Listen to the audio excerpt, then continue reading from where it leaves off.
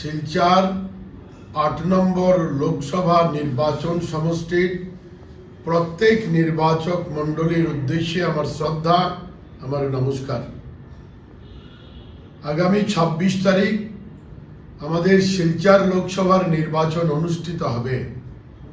এই নির্বাচনে আমাকে ভারতীয় জনতা পার্টি প্রার্থী হিসাবে মনোনয়ন দিয়েছেন। আমি আপনাদের প্রত্যেকের কাছে, প্রত্যেক ভোটার্সের কাছে, প্রত্যেক নির্বাচক মণ্ডলীর কাছে বিনম্রতার সঙ্গে আবেদন করব, আপনারা ইভিএম এর ১ নম্বর স্থানে আমার নাম এবং আমার দলের প্রতীক পদ্মচিহ্ন আছে।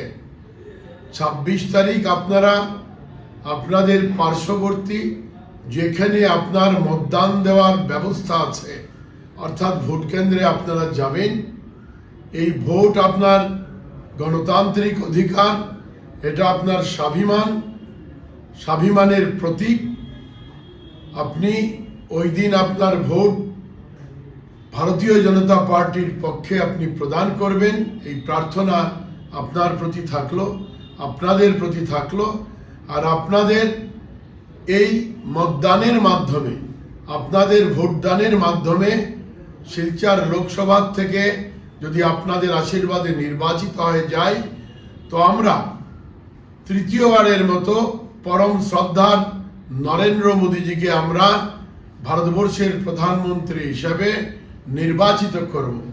আর ওনার মাধ্যমেই আমরা এক স্বাভিমানী রাষ্ট্র, আমরা এক সন্ত্রাস মুক্ত রাষ্ট্র, আমরা এক বৈভবশালী রাষ্ট্র নির্মাণ করার লক্ষ্যে আমরা আগামী ৫ বছর কাজ করব।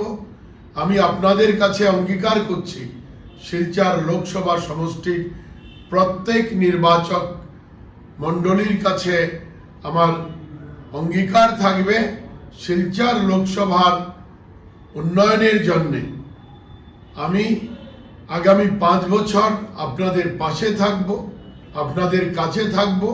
আমি আমার আপ্রাণ চেষ্টা করব। পুনরায় আপনাদের প্রত্যেকে আশীর্বাদ প্রার্থনা করে আমার বক্তব্য শেষ করছি। নমস্কার। আপনারা দেখছেন আজকের Barak, a house of Adrija digital media.